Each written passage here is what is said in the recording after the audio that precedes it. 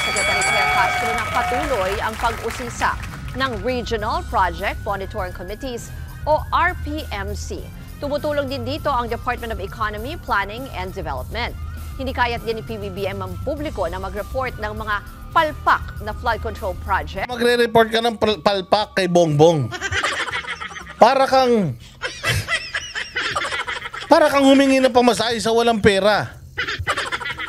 Para kang nag-utos na para kang nag-utos na bumili ng bigas sa kabilang ibayo yung bulag. Para kang nag-utos na umakyat sa ng puno yung walang kamay. Alam mo, tang-ina niyan. Magsusumbong ka ng katiwalaan kay Bongbong. Si Bongbong ngayon ng numero 1 tiwali. Meron ngang liability estate tax na bilyon-bilyon yung halaga. Hindi nga niya na mabayar-bayaran hanggang ngayon eh. Sobrang kawatan ng mga yan eh. Mahihiya na si Lupin III sa kanila eh.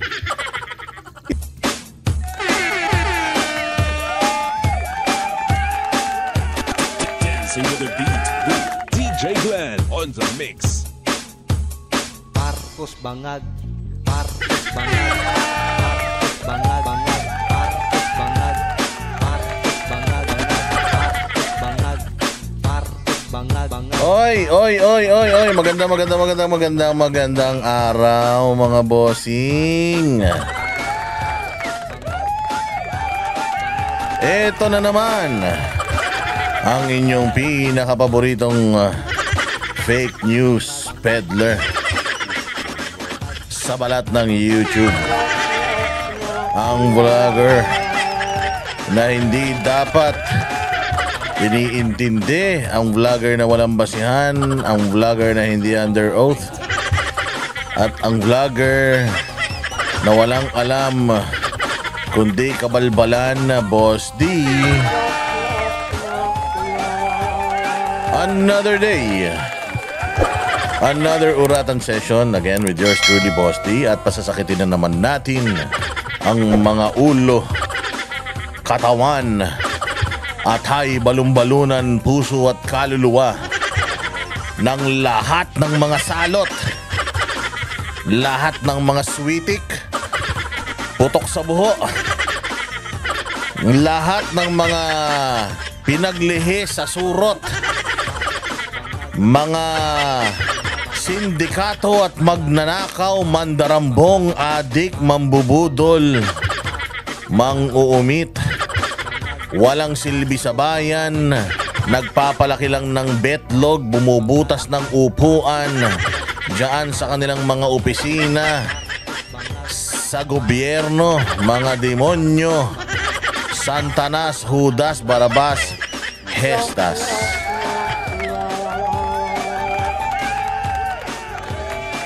Oh, na-miss nyo ba ako? Oo, pasensya na ha. Ngayon lang ulit ako nakapag-vlog. Oo, malapit na tayo umuwi ng Pilipinas, palakpakan. Malapit na tayong bumalik sa ating lupang sinilangan. Oo, at tayo na naman ay mabubwisit. Tayo na naman ay mabubwisit sa ating masasaksihan. Dahil syempre, saan-saan ba ako nagpunta rito sa Europa? Ako ay nagpunta sa Amsterdam. Nagpunta ako ng Paris. Nagpunta ako ng Belgium. Nagpunta ako ng Germany. Nagpunta ako ng Switzerland. Tapos nagpunta kami ng Espanya, sa Madrid. Ngayon, nandito tayo sa Barcelona. At alam nyo ba na napakagaganda ng kanilang mga trend dito, napakagaganda ng kanilang mga airport. Kaganda.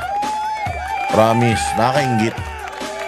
Every time that we travel, talagang tayo ay naiinggit. At hindi tayo naiinggit in a sense na, ay, dito na lang ako titira. Sa totoo lang, kaya ko namang magtumira na sa ibang bansa.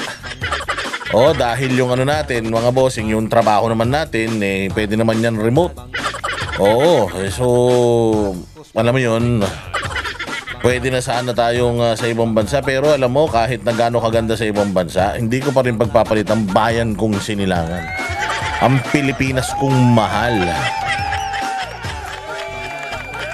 Dahil sabi ko nga sa inyo, kung ang Banateros lang naman, sa biyaya ng Panginoon at sa tulong ni Pastor, ay ang mga Banateros ay hindi naman na naghihirap sa buhay. Kumbaga, kaya naman na. Nakakalawag-lawag na. Bakit napaka-reklamador nyo pa? Hindi naman tayo nagre-reklamo para sa sarili natin eh. Dahil kung para lang sa sarili natin, kaya nating iraos.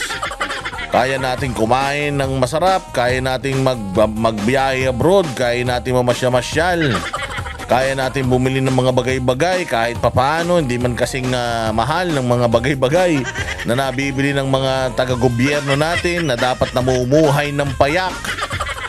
Dapat namumuhay ng payak at namumuhay ng na malayo sa karangyaan, pero ginagawa pa rin, hindi ba?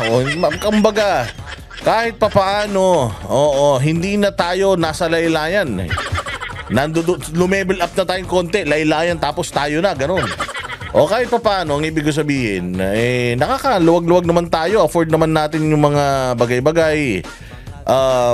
We can have things na hindi ma-afford nung mga talagang mahirap, daming mahirap na ng mga Pilipino. I mean, konti, nakaraos, kumbaga sa minimum wage. Minimum wage, nakalagpas lang tayo mga 50 pesos, ganon.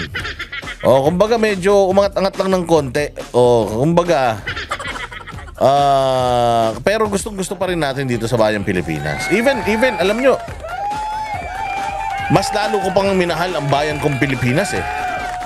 Mas lalo ko pang minahal ang bayan kong Pilipinas dahil sa napakagandang mga experiences ko dito at napakalulupit ng mga taong nakilala ko dito sa biyahe natin na ito. Salamat kay Pastor Apollo Kibuloy dahil binigyan niya tayo ng opportunity to magpunta sa iba't ibang lugar dito sa Europe at ma-meet ang mga Banateros, ma-meet ang mga DDS at syempre ma-meet yung mga kapatid natin sa KOJC.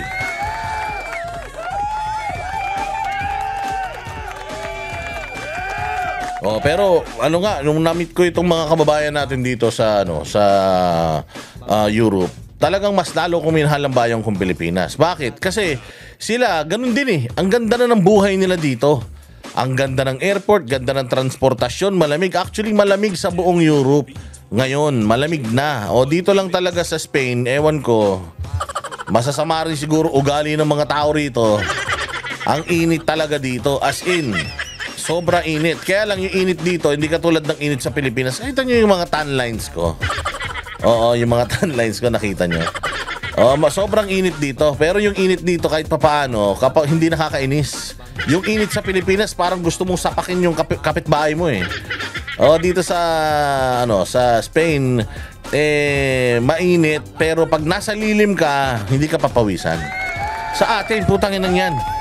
Sabi ko nga sa inyo, naliligo ka palang, pinapawisan ka na.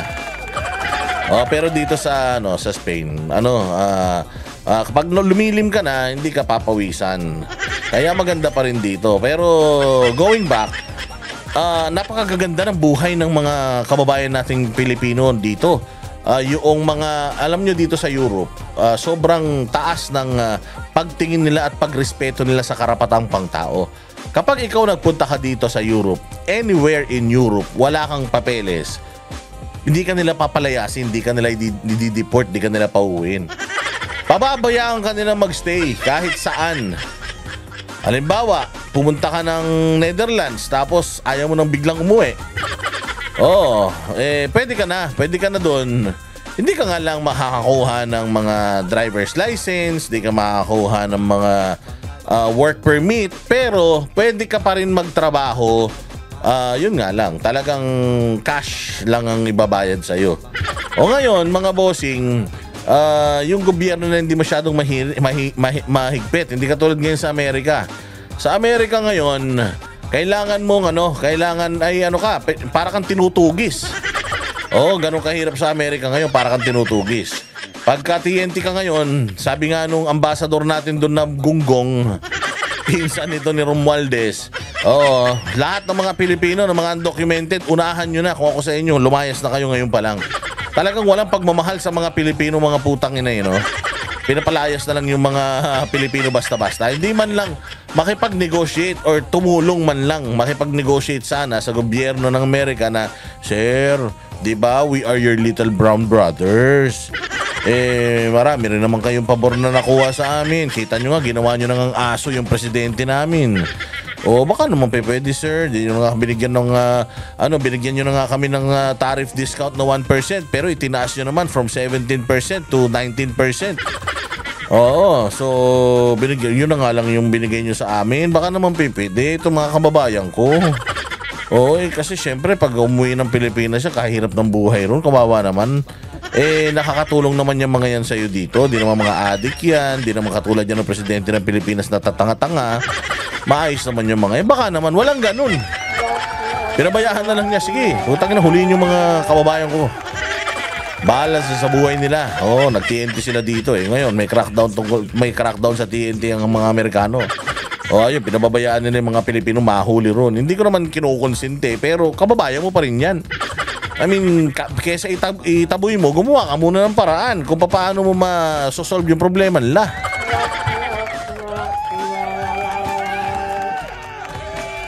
Oh, ganun sa Amerika. Tsaka may bagong rule sa Amerika ngayon ha. Kung ikaw ay naka-tourist visa, parang gusto nilang ipatupad na ikaw ay magbabayad ng $9,000 $9,000 as bond, as your visa and your travel bond.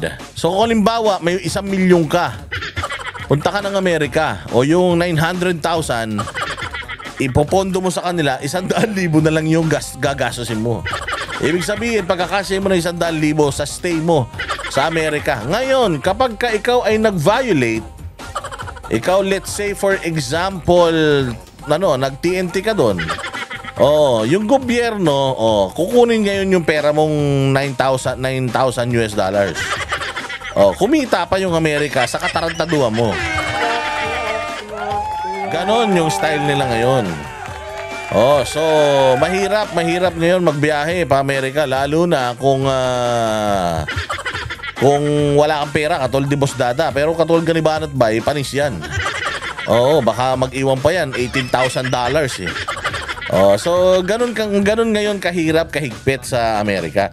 Pero dito sa Europe, mga bossing, sobrang luwag. Marami tayong mga nakakapanayam na mga Duterte supporters dito sa Europe na mga undocumented. Some of them nakapangasawa naman ng mga locals, nakapangasawa ng Dutch, nakapangasawa ng German, nakapangasawa ng Spanish, nakapangasawa ng Swiso.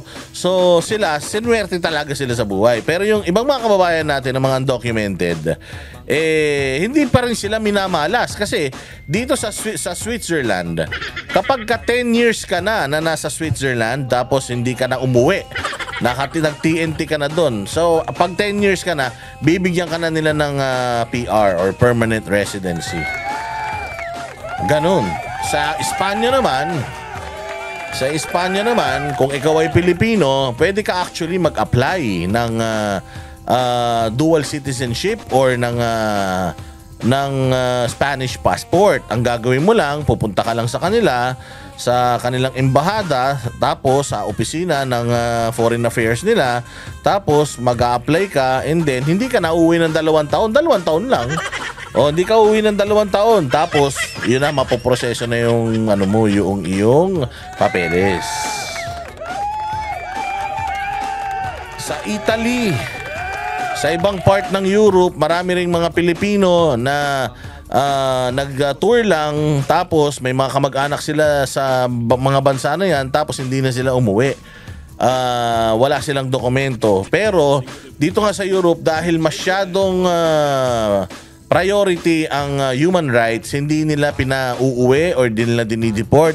Pinababayaan lang nila na magstay. Kung gusto nyong kumita ng pera, karapatan nyo yan. Hindi nga lang kayo makakapasok doon sa mga trabaho na may kontrata. Ikaw ay makakapasok lang sa mga sideline. Mag-ipon ka na ng maraming sideline para marami ka rin kita. Pero alam mo, gawain daw yan ng mga ng mga Pakistani. Tsaka mga Indiano. Mga pinsan nila Jano Gibbs. Yung mga Indiano, ganon. Ang style daw nila, dahil mga IT expert din yung iba dyan, gumagawa sila ng mga fake IDs and then nag-a-apply sila ng mga driver's license, tapos nag-ano sila dito, yung mga Uber Eats, ganyan, Uber, or yung mga food delivery. Para yun ang lahat, alam nyo ba, kumikita sila ng 3,000 euros a month. Laki nun. Pwede na yun para makabuhay ng mabuhay mo yung sarili mo dito sa Europe. Siyempre taas din ang cost of living at saka kahit papaano makapagpadala ka sa Pilipinas. Pero ganun doon dito sa ibang bansa, napakaganda. Pero yung mga Pilipino, bagamat napakaganda na ng kanilang buhay, ay hindi pa rin nila nakakalimutan ng kanilang bayang sinilangan, na kahit na wala naman silang plano pa sa ngayon na magsibalik at umuwi ng Pilipinas dahil visit daw sila sa administrasyon. If you ask all of them, they all want to retire in the Philippines. So, meeting these people na very optimistic, na sinasabi nila na may pag-asa pa, mga Duterte lang ang makakasalba ng Pilipinas at uwi lang kami pag Duterte na ulit yung presidente. And hanggang ngayon naka-boycott pa din sila. Marami pa rin daw sa kanilang mga sa hanay nila ang hindi pa rin daw nagre-remit ng mga remittance nila. Di ba merong boycott noon na zero remittance? Kasi ninanakaw lang daw yung pera ng gobyerno. O ganun yun. So kahit na ganun ang kagandahan dito sa Europe, talagang kanila, yung Pilipinas, bayang Pilipinas, mahal nila. At talagang tinatangkilik nila tayo. Kanina nga nagwo-workout ako dyan sa may Anytime Fitness dito sa Barcelona. Nag-post ako kung saan akong Anytime Fitness. Mantakin mo, paglabas ko ng Anytime Fitness, may isang pamilyang nag-aantay sa akin doon. Isang oras na daw sila sa labas. Ang init-init pa naman. Si Mr. and Mrs. at yung napakaganda nilang anak. Nag-post ako kanina sa Facebook. Maraming salamat sa inyong pagtangkilik. Sorry po, di ko po talaga alam na nag-aantay kayo. Kung alam ko lang nag-aantay kayo, talagang lumabas ako ng mas maaga. At maraming salamat. Nice meeting you. Ganyan ka ang mga Pilipino sa abroad. Pagmamahal nila sa kapwa nila Pilipino, yung pagmamahal nila sa bayan nilang Pilipinas. Alam mo, lagi nilang sinasabi, alam mo, gusto lang naman namin, Boss Dada, hindi naman natin kailangang madaliin maging Europe ang Pilipinas. Pero imaginein mo, sir, sinakop tayo ng isa sa mga mauunlad na bansa sa Europe. Pero yung bayan natin Pilipinas ang hirap-hirap pa rin. Sinakop na tayo ng 3 mga bansa na mga pinaka-powerful na mga bansa sa mundo. Ang Spanish, ang American, and ang Japan. Pero kita mo, ang Pilipinas, hindi ba? Iwan na iwan pa rin. So ako, pauwi na ako ng Pilipinas. Sabi ko nga, parang niready na. Niready na yung katawan ko kasi nasanay ako sa pinanggalingan ko, Switzerland. Napakalamig, walang aircon doon. Kahit ventilador, di kami nagbibintalador. Just crack the window. Natutunan ko yan kay Dindo. Just crack the window open. Kasi sa Europe, yung mga bintana nila pwedeng paganon, pwedeng paganon. So just crack the window open and malamig na. So medyo mainit ngayon dito, kaya pag uwi namin ng Pilipinas, hindi na kami mahihirapan mag-adjust. Ako excited na akong umuwi ng Pilipinas kasi at least makabalik na tayo sa ating studio. Bagamat wala pang Banateros, marami tayong mga errands, marami tayong mga gagawin. And pupunta po tayo sa Davao sa yung simultaneous na prayer rally for Pangulong Duterte, prayer concert. Kita-kita tayo dyan sa Davao on September 22. Sorry, August 22. Sa August 22 pala. September 22, malayo pa yan. August 22, actually birthday ng kapatid ko yan But sabi ko nga sa kapatid ko, yung bunso namin kasi si Kuya Kim, special child yun Sabi ko kay Kuya Kim, hindi mo na ako makatin sa birthday mo, habayan muna bago birthday mo. So ayun na nga. So we'll be going to Davao. Tapos magkakaroon din yan simultaneous na pagtitipon dito sa The Hague. And balita ko lang hindi ko alam kung totoo o hindi. Balita ko, may gwapong darating dyan sa dahig. May gwapo. Antayin nyo na, kalbo. Kalbo at saka maraming tato. Pero meron ding isa pa na pogi rin. Hindi kalbo, pero marami rin tato. Pupunta dyan sa dahig. Kaya ready kayo dyan sa dahig. Protektahan ninyo itong mga magiging bisita natin sa August. This August. Okay. So sige na. Balitaan na tayo. Maraming salamat sa inyong pakikinig sa aking intro ko pa lang. No, ba na ganyan talaga pagka dito sa Banateros. Nodal moment. Dito sa atin, yung mga toxicity, we are trying to lessen the toxicity as much as possible. Although, yung mga reaction natin is brutal. Pero brutal in a sense na we're still trying to be funny para hindi lang puros lungkot at problema yung ating naririnig, hindi ba? Although, talagang dito sa channel natin, bawal talaga ang malalambot ang puso rito dahil talagang palamura tayo. Kanina nga na-meet ko pa yung anak nung mag-asawa na bata pa. Sabi sa akin, Boss D, idol ka niyan. Naku po. Sabi ko, wag mo kong idolin. Isa akong masamang nilalang. Wag kang manunood ng ng video ko or magano ka na lang mute. Sabi ko kasi hindi pang bata.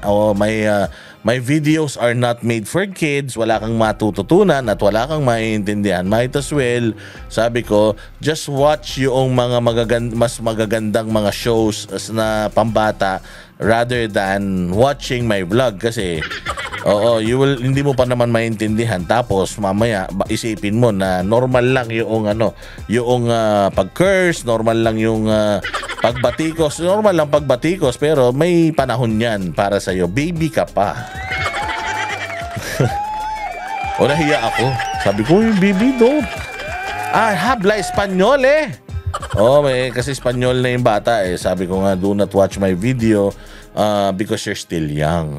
That's your fault. There's so much you have to go through.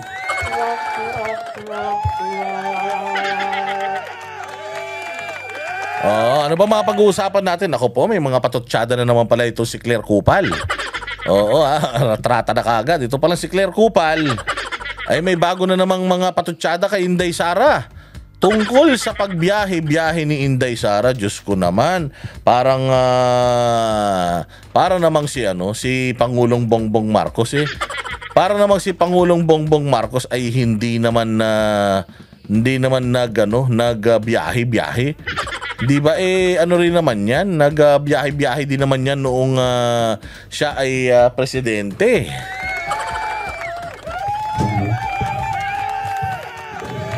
Parang kung makapagsita naman sila sa biyahe-biyahe ni VP Sara, para namang si Bongbong Marcos hindi bumabiyahe. Ang hilig-hilig nga magbiyahe ni Bongbong Marcos. Buti nga si Inday Sara, pag nagbabiyahe siya, wala siyang dalang mga sandamukal na mga tsuwariwap Hindi siya nag-aarkila ng isang buong eroplano gamit ang pera ng taong bayan para lang mamasyal katulad ng putang inang yang nasa Malacanang.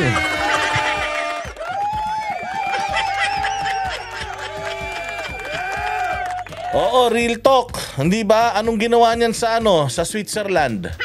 Nung nagpunta ng Switzerland diyan. Ang ginawa niya sa Switzerland is business travel ba 'yon? Hindi po, meron silang parang economic pinuntahan doon Meron silang parang isang economic fair ba 'yon? For the lack of better term, parang convention. Convention na kailangan mong magbayad bawat isang a-attend.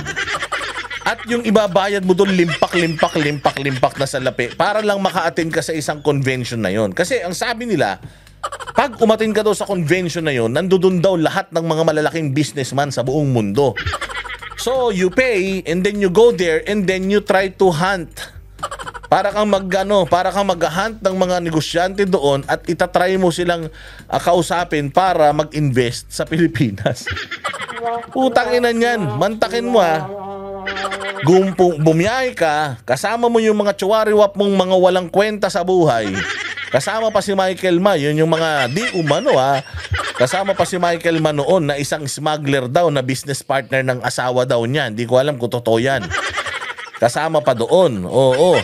Ngayon, mga bossing, nagpunta sila doon, nagbayad sila ng entrance para makapasok doon sa, let's say, convention na yon for the lack of better term. Convention na yon. Tapos, maghahunt sila ng mga investors doon. Tapos doon sila sabihin, "Ay, maganda Pilipinas, maganda Pilipinas." Gano'n. So para siyang open market of investors na pupunta sila. Hindi sila inimbita. So hindi sila inimbita. Personal na trip 'yan kasi hindi naman 'yun inimbita. Kusa kayong pumunta ron, tapos gumamit pa kayo ng pera ng taong bayan sa eroplano. Dala-dala nyo pa yung napakaraming entourage nyo, media. Dala-dala nyo pa yung yung mga asawa nyo, kabit ng mga kaibigan nyo. Kasama nyo doon. Tapos balita ko mahal-mahal sa Switzerland Yung nandun pa naman daw sila sa pinakamahal na lugar sa Switzerland. Tapos syempre nag-hotel pa sila at ang tagal daw nila diyan. Balita ko nag-ski pa nga sila, napilay pa daw yung mga hayop diyan.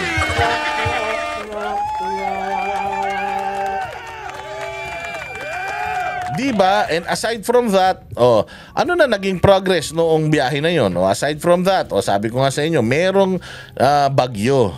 Tapos yung bagyo, puta, hinahanap natin presidente nandun sa Singapore. Nanonood ng karera. Kasi daw, sabi niya, pag nakakanood daw siya ng karera, gumagana daw ang utak niya. Kumbaga, kung yung ibang tao, gumagana ang utak nila, yung business mind nila, kapag naggo-golf, ako hindi, baliktad. Hindi ako sa golf na-stimulate yung aking utak dahil wala naman ako utak. Na-stimulate daw yung utak niya, yung imagination niya kapag nakakita siya ng mabilis na kotse. Sabi ko, lakas ng tama. Isipin mo yan. Hindi ba? So, ang dami pa. Yun din, hindi rin yun official business. Nanood na karera Sabi nga niya, ang trabaho niya, Monday to Friday lang. Pag Sabado-Linggo, weekend daw, personal na time daw yung gago. Wala ka ng personal na time kapag ka-presidente ka na ng Pilipinas. 6 na buong taon, pagka-ari ka ng Pilipino, wala ka ng buhay niyan. Kaya kasi Pangulong Duterte, nung umalis bilang presidente, putang ina, hinang-hina Di ba lakas-lakas si Pangulo nung pumasok? Mantakin mo after 6 years, parang tumanda siya ng 50 years. Ganon kahirap ang trabaho, pero makikita mo si Bongbong, puta, hiyang na hiyang. Hindi naman sanay magtrabaho yan, pero hiyang na hiyang. Hiyang na hiyang sa kapangyarihan, pero sa trabaho, allergic yan. Iwala ka sa ulul na yan. Ano pa? Ang daming biyahe. Nagbiyahe sa Amerika, nagbiyahe sa New York, nagbiyahe sa Washington. Ang daming biyahe, pero wala namang trabaho mga Pilipino. Wala namang ipinasok ng mga investors. Wala namang mga nagbago sa Pilipinas. Tainan yan. Pumunta sa Amerika, pagbalik dito, satanas na. Biglang pinatira na si Pastor Kibuloy. Hindi ba? Nakatulong sa kanya ng malaki nung kampanya. Pumunta lang ng Amerika, pagbalik ng Pilipinas, kalaban niya na. Pagbalik niya ng Pilipinas, parang sinaniban ng gago. Biglang meron ng siyam na EDCA sites. Tapos pumayag pa na makapasok yung mga refugee ng Afghanistan dito. Asan na yung mga yun? Hindi nyo na alam. Yan ang sinasabi ko sa inyo. Madali kayong nakakalimot sa mga problemang pinagagawa nito ni Bongbong. Sa sobrang dami ng problema ni Bongbong, nalilito ka na kung alin talaga dun yung... Ay na yan, sabi ko nga sa inyo. So, kaya nga hindi ba kayo nahihiya nung nasa yung yung show na yon? Yung Who Wants to be a Millionaire? Who Wants to be a Millionaire ba yun? Yung ginawa siyang isang example, hinalintulad siya sa isang Ferdinand Magellan na ikot ng ikot sa buong mundo. Di ba tinagurian siyang ganun noon sa isang game show, may isang, hindi ko alam kung ano yun kung Family Feud ba yun or yung kinukumple-kumpleto yung salita na ganyan sa screen, give me a letter H, mga ganon, di ba? Tapos meron pang isa nga, yung parang Who Wants to be a Millionaire nga yata yun.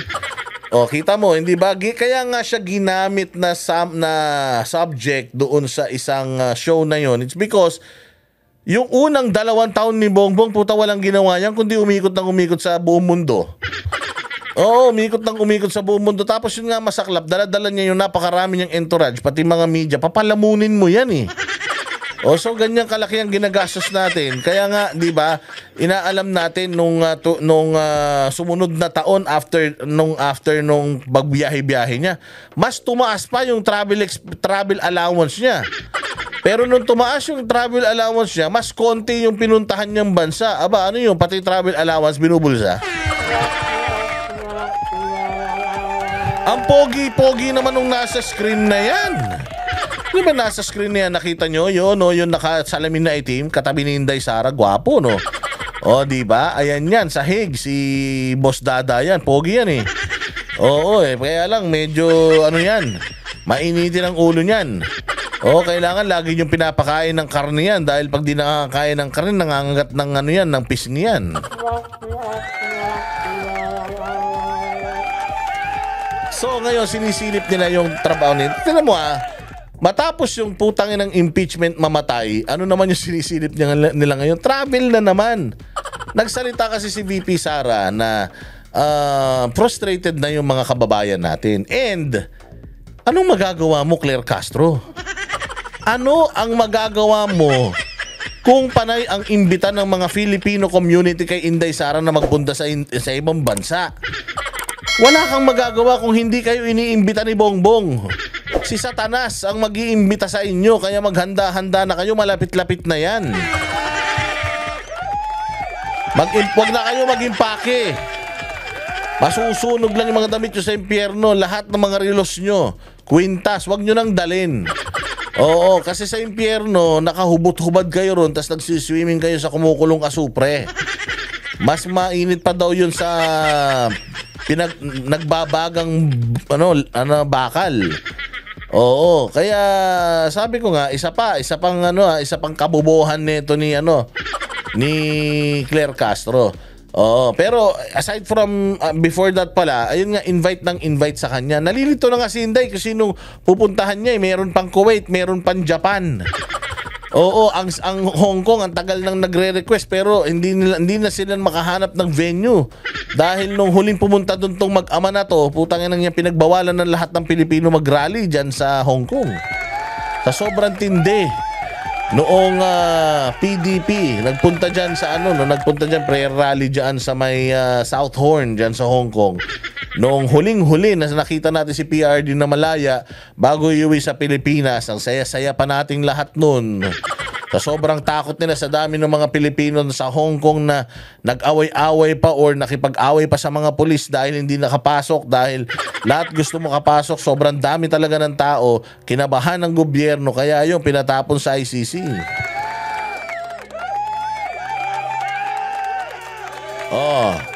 Ang dami nag-i-invite sa kanya eh. And every time that ini-invite si Inday Sara, tumatayo siya para tumanggap ng mga katanungan mula sa mga ordinaryong Pilipino. Ganyan ang presidentiable. Tinatanong mo mismo yung tao, hindi yung barangay chairman, yung mayor, yung gobernador, hindi. Si Inday Sara pupunta mismo sa mga tao at nagtatanong, sinasagot lahat ng mga tanong ng mga Pilipino. Ganyan si Inday Sara. So may nagagawa ba siya? Malaki. Kasi yung mga kababayan natin sa abroad, nagkakaroon ng pag-asa kahit na mahirap iraos yung susunod na 2 taon dahil sa sobrang dami ng kalyo ng utak ni Bongbong. Hindi niya na alam kung anong uunahin niya. Hindi niya na alam anong gagawin niya. O ano ba unahin ko? Ekonomiya ba? Uunahin ko ba yung corruption? Unahin ko ba yung flood control project? Unahin ko ba? Hindi niya na alam. Kumbaga yung utak pa naman niya ni Bongbong Marcos bukod sa one way, iskinita yan. Sobrang kitid niyan. Hindi yan malawak, mga bossing. So mahihirapan siya magmaniobra. Ngayon ang problema. Sinisita nila si VP Sara sa mga biyahe ni VP Sara na televised naman, na yung mga interviews niya nandiyan naman. And if you're gonna look at the performance of his office or her office, with flying colors naman. ISO certified sila. Wala naman nagrereklamo sa Office of the Vice President. Wala ka namang makitang pila na magulo sa Office of the Vice President. Wala ka namang makita sa OVP na nagkakagulo sila. Nasa abroad nga si Inday Sara. Halos isang buwan na nung bumagyo sa Maynila. Sinong unang-unang tumulong? Office of the Vice President. May pera yan? Meron. Konti lang. Oo, pero pag tiningnan mo yung mga relief goods ng OVP, essentials. Hindi lang yan puros mga dilata, mga noodles, putang ina nyo, lalaki ng ninanakaw nyo, tapos dilata at saka noodles nang ibibigay nyo. Oh, so, isa pa. Sabi ko nga sa inyo, haba na ng intro ko. Ang haba pa ng intro ko sa video na to. Ganyan ang galing si Boss Dada. O, nabore ka? Hindi. O, sumaya buhay mo? Oo, isa pa. Reklamo ka ng reklamo, Claire Castro, buwa ka ng ina mo ka. Diyan sa pagbabiyahe ni Inday Sara, kung naiinggit ka, putang ina mo, bumiyahe ka na. Walang pumipigil sa'yo. Putang ina, buong Pilipinas pa ang pipirma sa travel travel authority mo. Speaking of travel authority, kada alis ni VP Sara, may travel authority. Pinapayagan siya ng administrasyon, ibig sabihin. Hindi siya aalis nang walang travel authority. Okay, so ibig sabihin, pinapayagan siya ng gobyerno natin na bumiyahe. O anong nirereklamo ni Claire Castro? At bumabiyahe si Inday Sara. Ngayon, ano ba tanong kay Inday Sara? Ang tanong kay Inday Sara, ba't babiyahe ng biyahe? Sabi lang naman niya, hindi naman ako bumabiyahe dahil gusto ko lang bumiyahe. Frustrated na yung mga kababayan natin. Bakit niya nasabi na ganun? Consistent yan. Lahat ng pinupunta ni Inday Sara, nakikipag-usap siya sa mga Pilipino. Eh, yung amo mo, kailan pa huling nakipag-usap sa, sa mamamayang Pilipinas yan? Baka mas marami pang kausap niya yung sarili niya sa salamin pagkasabog siya, kesa makausap niya yung mga constituents niya. Si Inday Sara, pupunta yan sa harap. Tapos kukuha ng mga tanong, hindi sa media ha, mismo sa mga tao na nandoon sa paligid. Oh. Kaya ba ni Bongbong yan? Hindi kaya ni Bongbong yan. Kaya kayo nai-insecure dahil nakikita nyo, tinatangkilik si Inday Sara hindi lang dito sa Pilipinas. Pati sa ibang bansa ng mga Pilipino, pati mga hindi Pilipino. Kaya inggit na inggit kayo kasi sa kabila ng paninira nyo kay Inday Sara, lumalabas na ang Office of the Vice President ang pinaka-pinagkakatiwalaan ng mga Pilipino. Na ang Office of the Vice President functions even without Inday Sara. Si Bongbong nga, umalis yan, pumunta ng India, pagbalik hindi man natin namalayan eh. Tangin na parang may dumating lang na, may bumalik lang na basurahan eh. Hindi ba? Wala naman, wala, may pagbabago ba? Meron ba may daladalang pangako, pero sa dami ng pinangako ng ulol na yan, meron ba natupad? Oh, mga hanggang ngayon, mayroon na bang 20 pesos na kilo ng bigas? Wala pa rin, di ba? O sige, pakinggan natin mga sasabihin nila tungkol sa pagbiyahe ni Inday Sara, pati itong Congress na uulol na din. Si VP Sara Duterte kung bakit nadadala sa mga biyahe niya abroad. Pero tinabla siya ng Malacanang at sinabing hindi trabaho ng Vice Presidente na mangibang bansa at siraan ng Pangulo. Nasa frontline na balitang yan, Maricel Halili. Para saan ka nagta-travel? Sagot dyan ni Vice President Sara Duterte. Hindi naman ako nag-travel dahil gusto ko mag-travel. Nagta-travel ako, lumalabas ako ng bansa dahil frustrated na ang Filipino communities abroad sa nangyayari dito sa ating bayan. Pero Siyempre, hindi ba si Claire? Yung fake news peddler na si Claire, di yan papayag. Yung fake news peddler na nagpakalat na si Pangulong Duterte daw nangangako ng 7 na bigas. Ang inan to fake news sa puta. dahil nga ba sa nangyayari sa Pilipinas, kaya frustrated ang ating kababayan abroad. Buwelta dyan ng palasyo. Siguro nga po, mapafrustrate yung mga kababayan natin abroad dahil ang Pangulo po ay nasa Pilipinas, nagtatrabaho, samantalang ang Anong connection kaya nun, no? Anong connection? Na mapafrustrate yung mga Filipino abroad dahil si Bongbong nagtatrabaho sa Pilipinas. Okay nang inang spokesperson na ito, wala talagang utak. Mapafrustrate ang mga Pilipino sa abroad dahil si Bongbong nandito nagtatrabaho. mafo-frustrate daw yung mga Filipino abroad kasi daw si Inday Sara travel abroad. Putang ina mo, paano pinupuntahan pa siya ng mga libo-libo daan-daang Pilipino? Pag nagpupunta siya sa abroad, kung galit sa kanya yung mga yan. Pag nagpupunta siya sa abroad, wala kang maririnig kundi puro sigawan. Pinupulikat na nga daw yung pisngi ni Inday Sara, kakangiti sa pipicture So anong connect? Ganito kabobo yung spokesperson ng Malacanang. Sabagay, alam naman na natin na bobo yan. Alam naman na natin na kasing bobo ni Vice Ganda yan. Pero minsan lang kailangan pa rin natin i-expose yung kung paano sinasayang ng pamahalaan natin yung pera ng taong bayan sa pagpapasweldo dito sa utang inan to, pinaglihi to sa manikin. Pinaglihi sa manikin to, walang utak. Maganda lang damitan. Pero puta walang utak yan. Maniwala kayo sa hindi. Ganun yan. So, anong connect ng pagkakagalit ng mga Pilipino abroad sa pagtatrabaho ni Pangulo dito? At saka sa pagbiyahe ni Inday, bumabiyahe nga si Inday, tinatangkilik siya doon. Meron pa nga siyang Kuwait, meron pa siyang Japan, tas babalik pa yan dito sa the Netherlands. Walang niya naman. Anong logic nun? Ang hirap kasi niyan, pag sinasabi mo na si Bongbong nagtatrabaho, alam naman ng mga Pilipino na tanga yan Alam naman ng Pilipino na walang alam yan Anong tinatrabaho ng ulul na yan? Kung may tinatrabaho ang ulul na yan, sana masaya mga Pilipino, sana mababa ang presyo ng bilihin, sana walang droga, sana hindi binabaha ang Pilipinas kung maganda ginagawa ng gunggong na yan.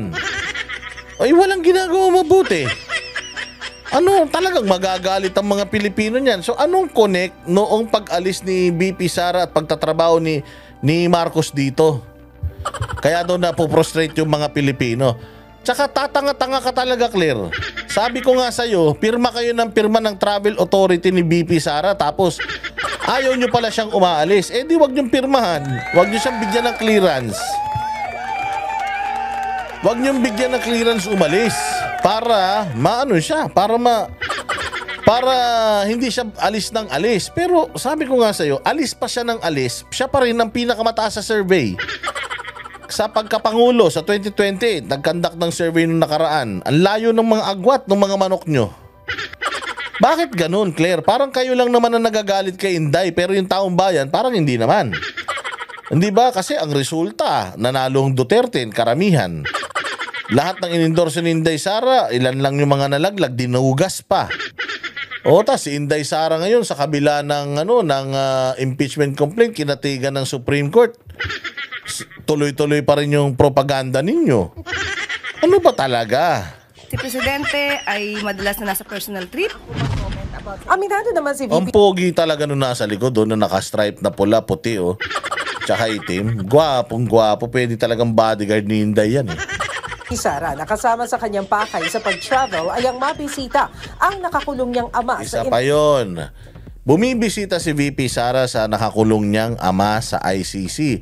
Sino ba nagpakulong dyan? Putang ina nyo talaga Kayo talagang mga kidnapper kayo dyan sa Malacanang Kayo nagpakulong kay Pangulong Duterte ron. Natural dalawin ng mga anak yun doon. Kung gusto nyo hindi na umalis yung mga yan, sabi ko nga sa inyo, iuwi nyo si Pangulong Duterte sa Pilipinas. Di na alis ng Pilipinas yan. Akala nyo ba masaya mag-abroad? Lalo na kapag katrabaho, lalo na kapag ikaw kasing sikat mo si Inday Sara. Kasi pag nagpunta ka sa abroad, di ka rin naman makapamasyal.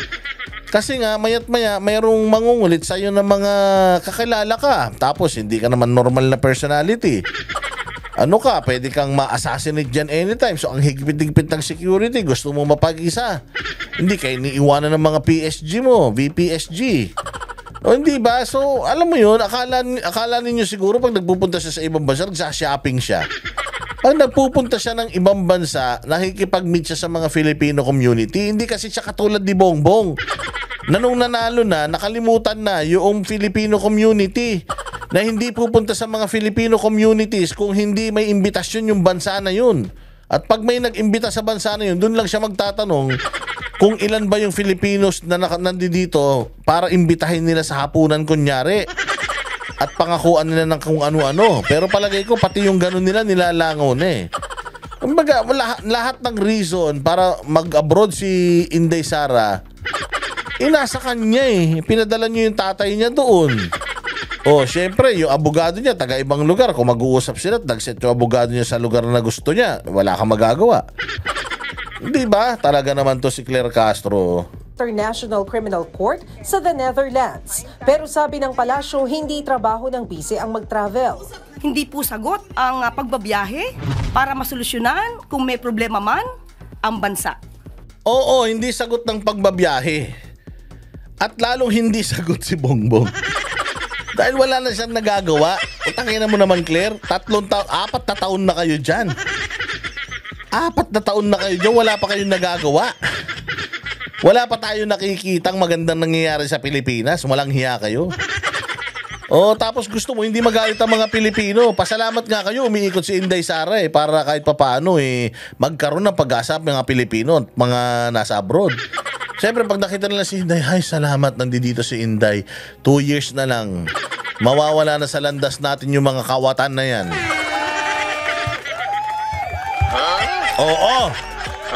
Oo nga. Oo, ganun talaga yun. Hindi po trabaho ng Vice Presidente at wala po sa konstitusyon na kailangan siya magbiyahe. Hinamo naman ni VP Sara ang mga kongresista na isa publiko nila ang kanilang travel history. O, tingnan mo hinamon ni Inday ang mga taga Congress sa travel history. Reply sila kagad. Sige, punta tayo. Pero nung hinamon ni Inday ng drug test yung Congress, walang gumanyan. Ay, umatin ka muna sa Umatin ka muna sa good government. O umatin na siya sa good government. Nagpa-drug test sila Gutierrez. Nagpa-drug test sila sila Suarez.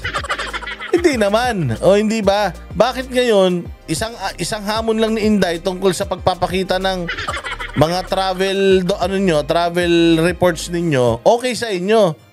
Pero nung hinahanapan kayo kung nasaan yung mga pera ng taong bayan, pinagbubukas kayo ng libro, yung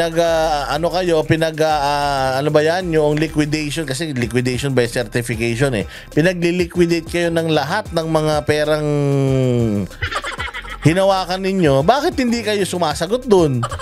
Bakit pagpapakita ng mga travel, meron kayong isasagot? Ano ba yan? Wag ganon, sir. Basta naman si Puno, Supreme Court Justice pa naman. Although tinanong kasi siya Ilabas din siguro nila yung travels ng mga members of the House of Representatives bago sila magtuturo ng mga tao na constant travel. Payag dyan si House Deputy Speaker at Antipolo 1st District Congress. Papayag naman pala. Okay na. Pumayag ka. Ang tanong, yung mga kasamaan mo, pumayag ba? Baka naman, Secretary Puno, ay hindi pala, dating Justice Puno, baka naman yung ikaw lang matino dyan. Baka ikaw lang yung palaban, magpakita ng travel expense. Hindi ka na makakapag-travel talaga masyado, matanda ka na Palagay ko sa buong buhay mo, naikot mo na buong mundo Ba't ka pa magta-travel? Ang lamig-lamig sa ibang bansa ngayon. Diba? Di sumakit yung kasu-kasuan mo. So, bakit? Sige, kailan, Sir Puno, kailan natin ilalabas, i-disclose yung mga travel authority requests at saka mga travel history and benefits from those travel? Kailan natin ipapakita yan, sir? Madali lang sinabi papayag ka. Ikaw papayag ka. Hindi naman ikaw may ari ng House of Representatives. Hindi ka naman Speaker of the House. Isa ka rin naman sa mga mababayaran soon. Hindi ba? So, Diyos ko naman, mga style nyo bulok, ilabas nyo yung mga libro nyo. Liquidation by certification, mga ulol, ilabas nyo kung saan yung dinala pera ng Pilipinas. Daming pinagsasasabi, sir. Congressman Ronaldo Puno. Agree ako. Lahat tayo. Maglabasan tayo ng travel. Tapos ihambing natin yon. Maganda naman yung sinasabi niya. Sana nga, gawin mo. Puro ka pa presko, hindi mo naman maginagawa. Actual travel. Kasi kung yung ito official travel, ito lang, ang personal travel mo, ganun kalaki. Ginawa mo ba yan on your own time or yung sa oras na binabayaran ka na sweldo? Nagbabalita mula sa frontline. Maricel. Ayun. So Claire Castro, ang ano ko lang sa'yo, ang akin lang advice sa'yo, tingin-tingin din sa salamin ha. Lingon-lingon din sa rear view mirror kasi baka mamaya tinatamaan na si Bongbong Marcos sa mga pinagsasasabi mo. Dahil if you're gonna count kung sino na mas maraming biyahe sa kanila ni Inday Sara, mas marami ng bumiyahe. Yan si Bongbong. Balita ko pa nga, panalo daw ang bigayan.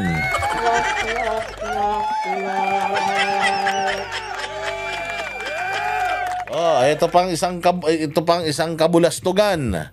Panoorin natin mga bossing. Yung utang na listahan ng mga kontraktor. Gunggong talaga to.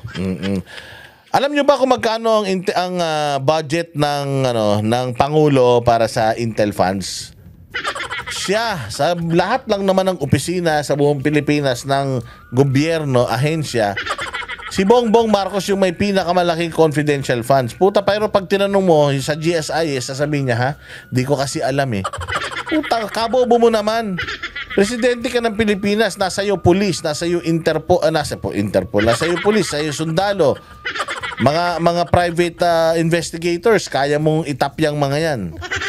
Takin mo, hindi mo naiintindihan yung problema ng GSIS na sinisingil nila ng buwan ng kontribusyon yung mga kawani ng gobyerno only to find out, puta, ininvest nila sa Pogo, ay sa sa tawag dyan, yung online.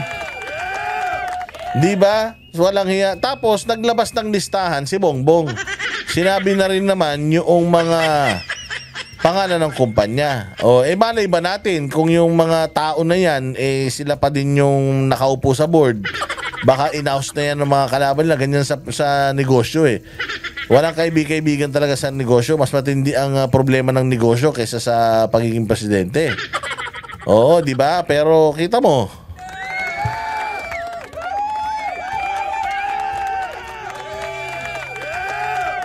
with all the Intel funds, nasaan na dinadala ni Bongbong yung Intel funds na yan? Hindi niya ba kayang ipaliwanag sa atin, sabihin, ipinpoint sino? Yung mga tinutukoy nila dito, kaya nag-aaway-aaway mga congressman eh. Kasi ang hilig nyo magbitaw ng salita na hindi naman nyo talaga naiintindihan. Sige nga, ano sasabihin nito ni Lokring? Maglalabas pa raw ng mga pangalan si Pangulong Bongbong Marcos ng mga contractor na sangkot umano sa maanumalyang mga flood control project. Sa programang Storycon ng One News, sinabi ni Palace Press Office. Alam mo, Claire, dapat kausapin mo yan si Bongbong. Sabihin mo sa kanya, naglabas ka na rin lang naman ng mga pangalan ng kumpanya. Ilagay mo na rin sino yung mga may-ari niyan. Kasi kabobo talaga nito ni Claire, sasabihin niya na ayaw natin magsimula ito ng wind chance. Gago ka ba? Naglabas na si Bongbong ng listahan ng mga Naglabas na si Bongbong ng listahan ng mga sangkot eh. Pinaghihinalaan niya na sangkot eh. Tapos ngayon sasabihin mo na ayaw niyo mag-witch hunt, ayaw niyo ng barabara. Hindi pa ba barabara yan?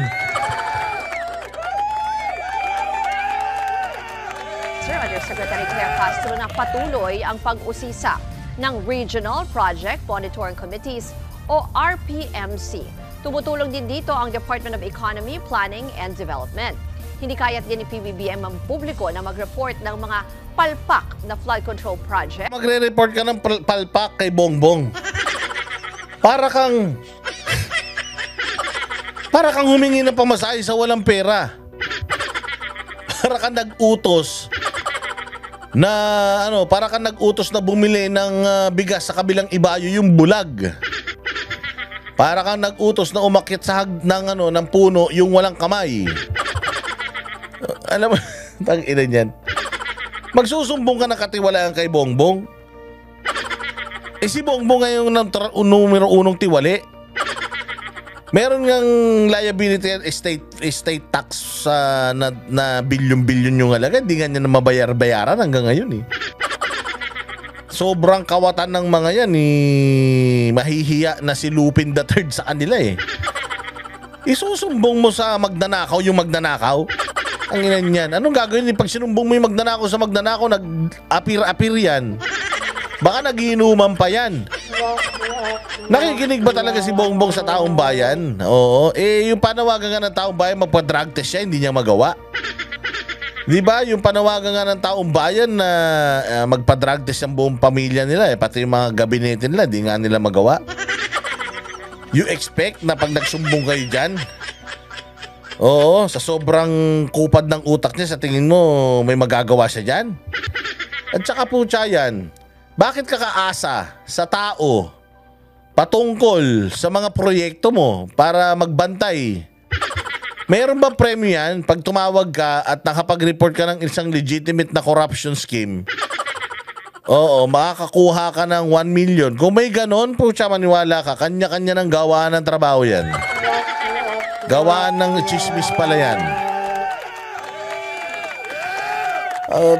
Kung meron na siyang flood control violators, ilabas niya na kung sino yung kanyang mga alipores. Ilabas niya na kung sino yung mga yung mga sangkot, sino may-ari. Ilabas mo na kagad kung talagang sincere ka. Kaya na naglabas ka na ng kumpanya, hindi mo pa nailabas yung pangalan, tapos sasabihin mo na, abay, kayo na lang ang kayo na lang ang magkumpleto. Hindi mo pwede yun, kayo nag-iimbestiga eh.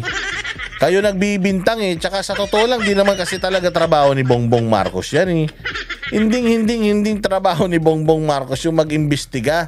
Meron na nga tayong kasi meron presidential anti-corruption something, yung kay Greco Belka, dinimolish mo, dinisolve mo, hayop ka. Tapos ngayon gusto mo ikaw mag-imbestiga. Hindi ka nga daw nakatapos ng eskwela tapos mag-imbestiga ka. Kung may nagsumbong sa'yo, anong mangyayari sa susumbong nila? Sa panahon mo nga wala kang nahuling drug lord. Sa panahon mo, wala kang nahuling smuggler. Paano mo mahuhuli yung mga korap kung kilala mo rin naman yung mga yan? Kaya nga hindi mo mapangalanan eh. Sa pamamagitan ng Sumbong sa Pangulo website. Sabi pa ni Castro, hindi lang daw mga anomalya sa flood control projects ang iimbestigahan. Pero ito muna ang focus nila sa ngayon. Nag-draft na sila ng mga review, kung paano reviewin. At mag-start sila ng site inspection. Hindi na basta ito nagagawa overnight. Sa site inspection, sino? Si Bongbong. Putang ina niya. Paano niya magagawa yung mga trabaho niya? Magsa-site... So ano yung mag-excursion din siya? Kailangan yung mga ganyan, dinidelegate yan, huy. Baka naman pati yung mga clean-up drive, putang ina, pangunahan pa niyan, ha? May mas malaking problema Pilipinas. Alam mo, malaking problema flood control. Gusto natin ma-resolve yan. Mag-delegate ka ng mga tao. May mga ahensya ka ng gobyerno. Tanga ka ba? Meron ka mga ahensya ng gobyerno. O, hindi ba? May NBI pa-imbestigahan mo sila. Kung ginagampanan ba nila yung trabaho nila o hindi. Nagsasabi nito ni Bongbong. Na-consolidate po ito yung ibibigay sa Pangulo. Initial pa lang po ito, ma'am. As of now, we are concentrating on the flood control projects. But I think, susunod pa rin yung iba. Especially yung mga roads, mga bridges. Bridge. Gago! Utangin na mo, alam mo ba kung gaano katagal gumawa ng tulay? Taon. 2, 3 taon. 2 taon na lang kayo dyan. Wala pa kayong nagagawang roads, bridges. Yung nagsasasabi mo, Claire. Kaya na ngayon pa lang kayo gagawa ng roads at bridges. Taragis yan. Anong klaseng utak yan, Claire Castro? Dumipensa rin si Castro sa mga nagsasabing wala sa posisyon si Pangulong Marcos na manguna sa pagsugpo ng korupsyon dahil wala talaga sa posisyon si Bongbong na manguna sa pagsugpo ng korupsyon kasi siya yung unang-unang korap. Yung pamilya niya, pakulong niya yung nanay niya. Guilty yung nanay niya sa plunder, sa komisyon sa ombudsman. May sentensya yan. Hindi nga kinukulong yung nanay. Dapat yung nanay niya kinakaladkad eh. Para ikulong eh. Hindi expect mo ba magnanakaw yung nanay tsaka tatay yung anak, Good Samaritan? Gago! Yung ahas, pag nangitlog yan, hindi yan mangingitlog ng pagong. Pag nangitlog yung ahas, putang ina niya, paglabas ahas yan na maliit. Palaki ng palaki, malaking ahas na yan. Abnormal talaga to si Claire Castro. Pwede bang maging magkaiba si Bongbong tsaka yung mga magulang niya? Dugo at DNA ng mga magulang niya na nanalaitay sa kanila. Kaya nga sabi ko nga, itong mga Pilipino kasi tatanga eh. Paano ibinoto nyo pa itong tao na to? Wala naman to silbi sa buhay. Anak pa na magnanakaw. Anak ng diktador. Ini-expect mo? Ini-expect mo na anak ng dalawang magnanakaw magbubunga ng pare? Alabo yun. Yung mangga di mga anak na santol yan. Pag dalawang satanas nagsama, katulad ni Imelda Marcos at ni Marcos Sr., dalawang demonyo nagsama, ano maglalabas yan ng anghel? Pag naglabas yan, mas masahol pa. Mantakin mo yung kasalanan, yung kademonyohan nung isa at nung isa pinagsama mo. Ayan ang kalalabasan, si Bongbong. Walang pakundangan. Sa history ng kanyang pamilya, Gate ni Castro, iba naman daw si PBBM sa mga magulang niya. Kaya sana raw ay paanong iba siya sa magulang niya? Sa magulang niya siya galing. Hindi ba? Kanino pa magmamana? Siyempre, namumulat ka, bata ka pa lang, paggising mo, namumulat ka na sa karangyaan. O nakikita mo na paano magnakaw yung pamilya mo. O do you expect na itong taong to will fall far from the tree?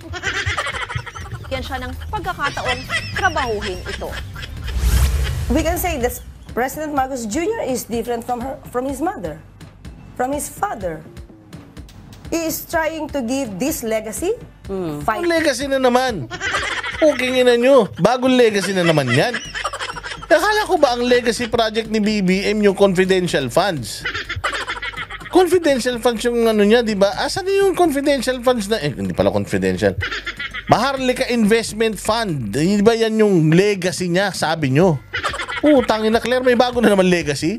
Kada palit ng speaker, ng spokesperson, may bagong legacy. Anong legacy na naman yan? Wala ka kayong nagagawa. Wala kahit isang bago ospital, puro kayo groundbreaking. Yung matatapos na na mga LRT ano pa yan? Panahon pa ni Duterte yan, tsaka ni Pinoy. Putangin na wala kang legacy project. Alam mo kung anong legacy iiwan mo? Mas malala ka kaysa sa mga magulang mo. Oo, mas makapal ang mukha mo at mas satanas ka sa kanila. Yun ang yun ang katotohanan dyan. Corruption, he's working on this. Nakita na natin ang initial work niya. So, pabayaan natin siya magtrabaho. Ha? Inang yan. Ang daming problema ng Pilipinas po dyan yan. Nakapokus siya sa paggagawa ng presentation. Hindi nga makapagsaulo ng entire speech yan. Ipapagawin nyo pa ng desisyon.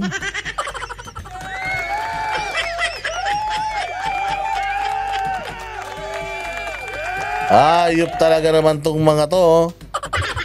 Isumbong kay Bongbong. Ayun nga, yung isumbong kay Bongbong na isumbong kay Bongbong na website.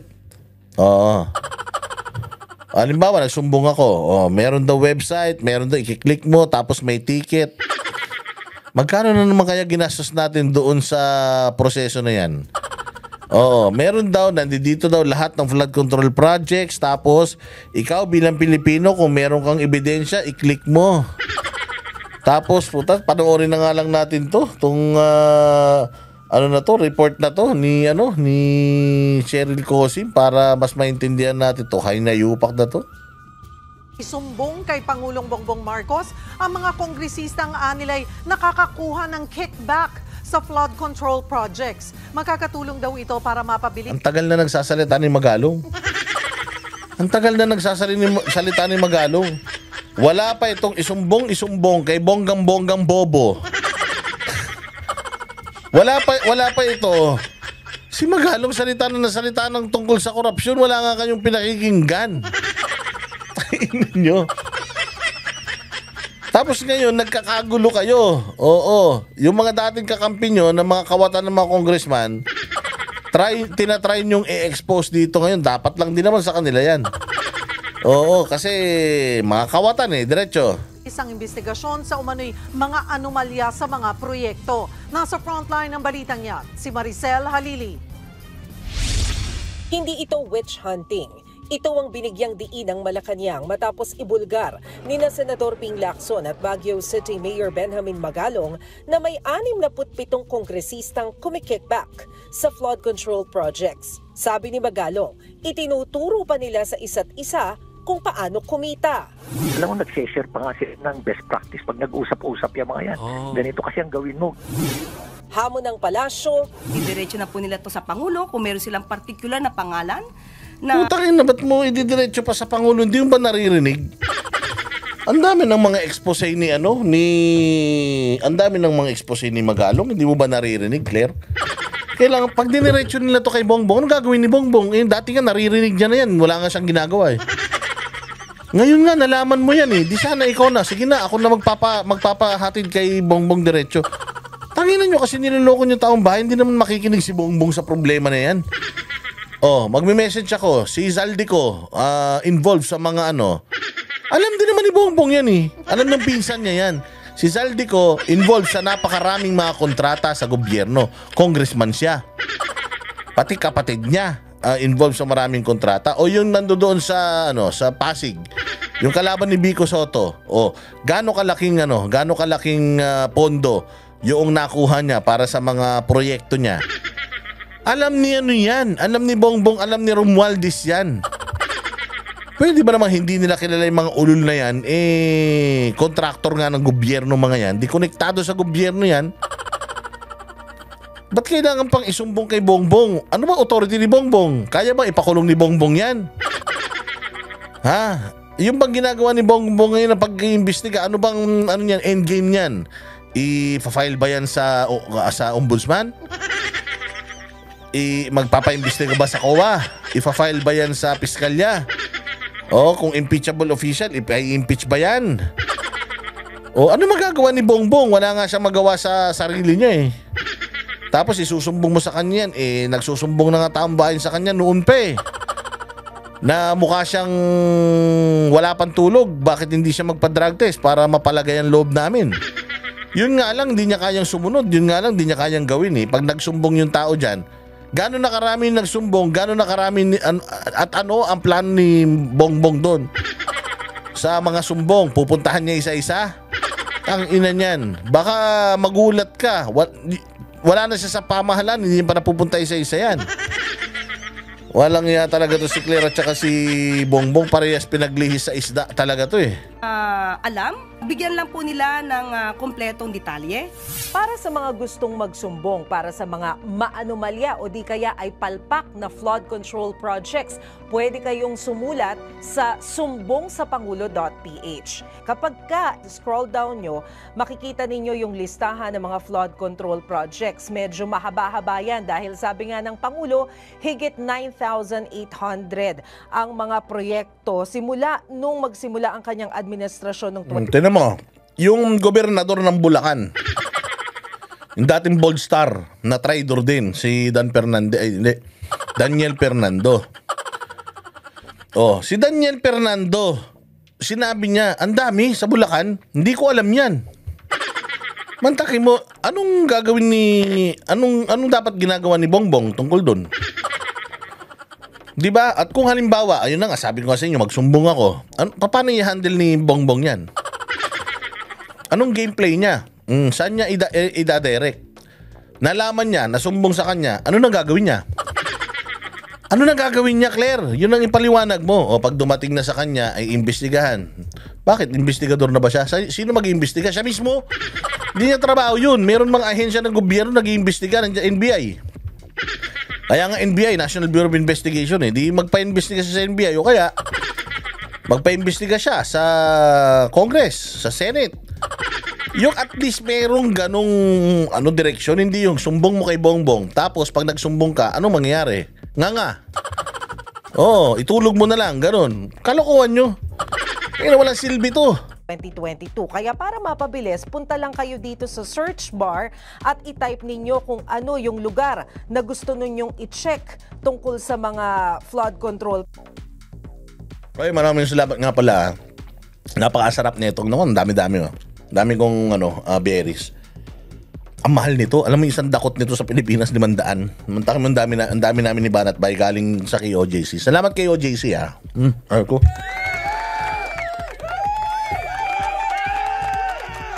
Projects. Halimbawa, Marikina, i-type nyo lang dyan.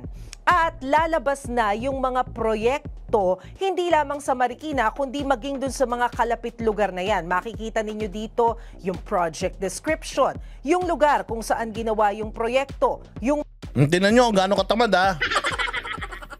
Gaano katamad si Bongbong? Tignan mo, siya daw mag-iimbestiga. Susugpuin daw niyang ang corruption sa papaanong paraan. Tignan mo.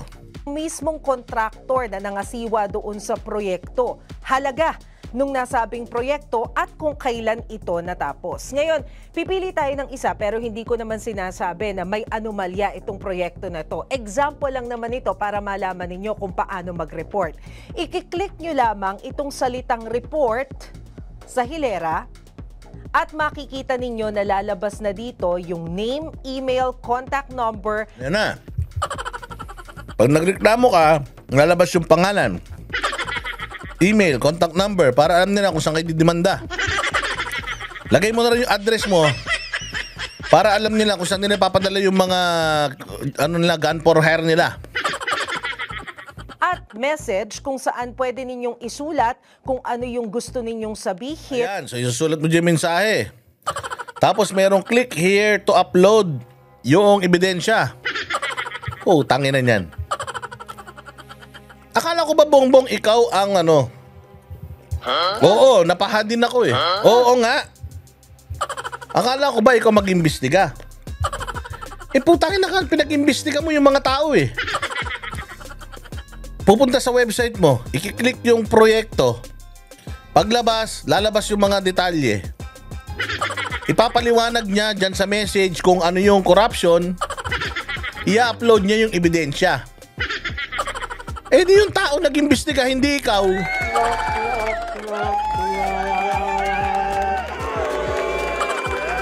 Abay, gunggong pala talaga to eh. Akala ko ikaw mag-iimbestiga, yung pala tao pinag-imbestiga mo. O ngayon, pag nakarating sa iyo itong napakaraming impormasyon na to, how will you handle it? Anong gagawin mo? Yun yung dapat na sinasagot ni Claire Castro dito. Kasi okay, meron ng mga in place na ganito. Putangin ninyo, baka laki pa ng binayaran nyo para sa system na yan, ha? Sigurado ako nagbayad kayo para sa system na yan. Yun pa isa, magkano binayad nyo para sa reporting system na to? Tangin na parang computer lang yung may sira eh. Alam nyo, pagka nag-report ka sa Apple nang sira yung cellphone mo, ganito ang mangyayari. Lalabas siya, create a ticket. Ilalagay mo kung ano yung details, tapos i-upload mo kung ano yung sira. If you have a screenshot of the issue, please upload the file here so that we can check. Gano para ka nag-report? Tangina, parang kung tumawag sa call center, nag-report ka ng problema ng computer mo. Ganito klase nga. Ganito klase i-handle ni Bongbong yung lahat ng mga problema sa flood control project. Tao yung inutusan niya para mag-imbestiga, kumuha ng mga ebidensya, ipapasa sa kanya, tapos i-review niya. Ano pang ginawa mo? Hayop naman talaga, oh. At isumbong at nariyan din yung paglalagay ng photo at yung video para sa inyong mga ebidensya.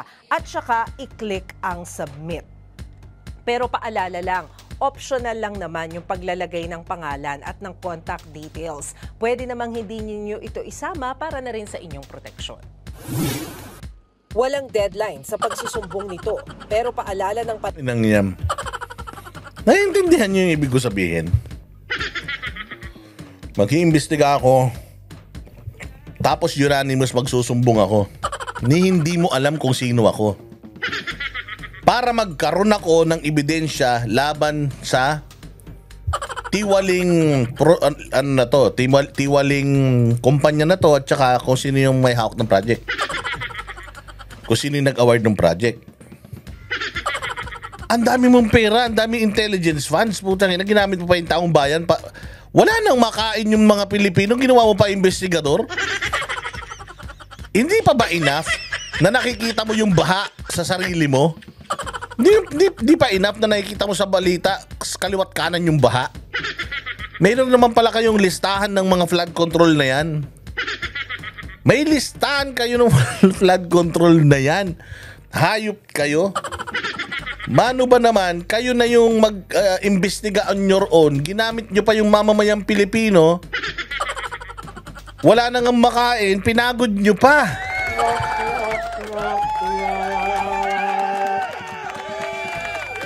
Sa pag-check pa lang whether etong taong ito nagsasabi ng totoo, yung ebidensyang pinrovide niya sa'yo, totoo ba o hindi, yung pag-iimbestiga pa lang nun, tedious na eh. Tapos mantakin mo, sinasabi mo na all of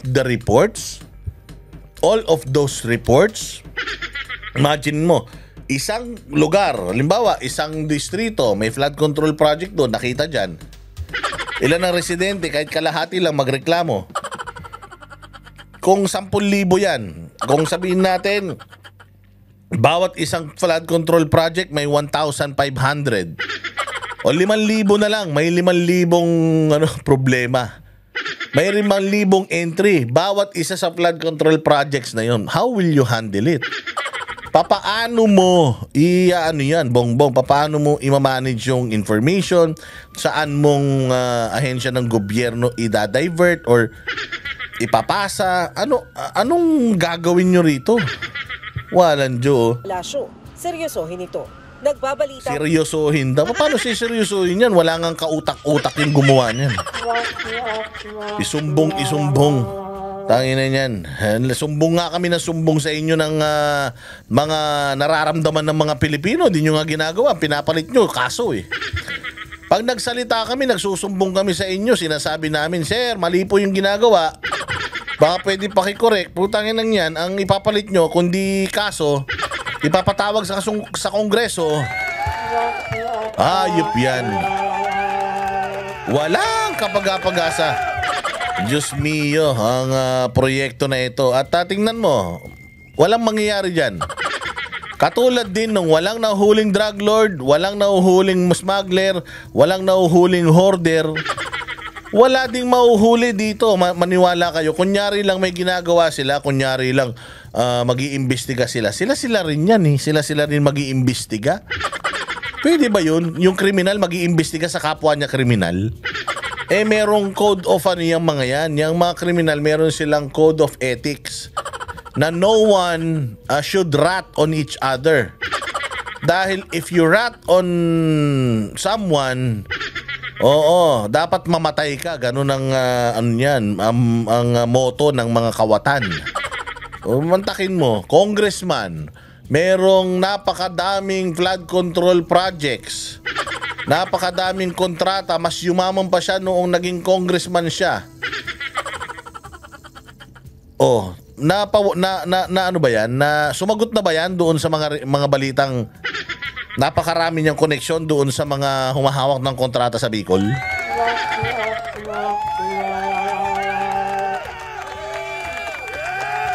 Di ba? Ano na ba yan? Katulad niya, tingnan mo, kawawa naman to si Cheese Escudero. Si Cheese Escudero pinag-iinitan. Bago tayo matapos, pakinggan muna natin to. Kontrobersyal ang isa sa mga campaign donors ni Senate President Cheese Escudero. Bigyan po natin ng konteksto. Sa storyang nilabas po ng online news agency na Rappler, nakalista ang isang Lawrence Lubiano na top donor ni Escudero noong 2022 elections.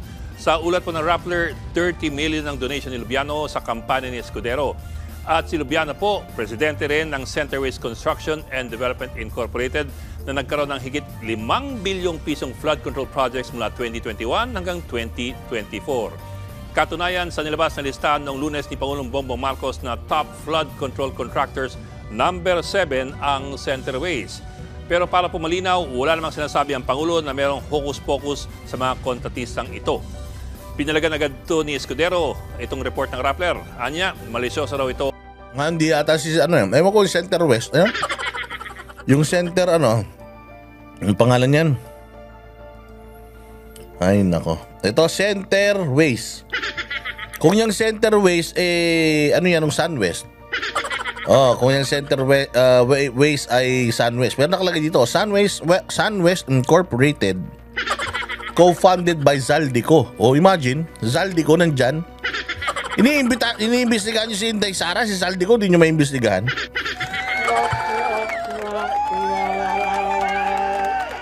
Yan, yung Alpha and Omega.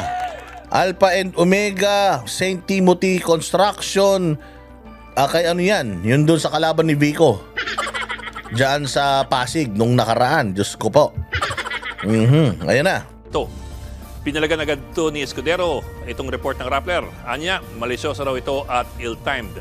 At bakit daw ginagawang issue itong sa Centerways, gayong 1% lamang daw ng kabuang flood control projects ang nakuha ng Centerways.